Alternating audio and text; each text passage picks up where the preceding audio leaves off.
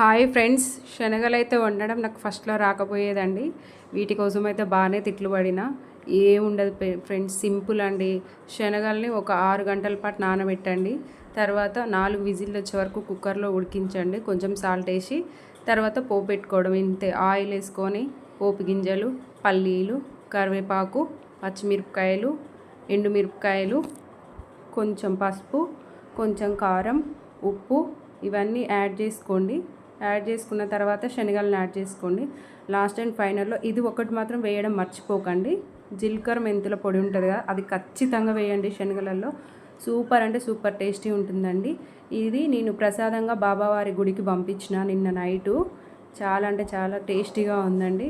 ఇది చేయడం రాక బాగానే తిట్లు పడ్డండి. చాలా తిట్లు పడ్డ తర్వాతనే నాకు ఇది చేయడం వచ్చింది. మీరు కూడా ఏముండదు, సింపుల్గా ట్రై చేయండి. Thank you for watching.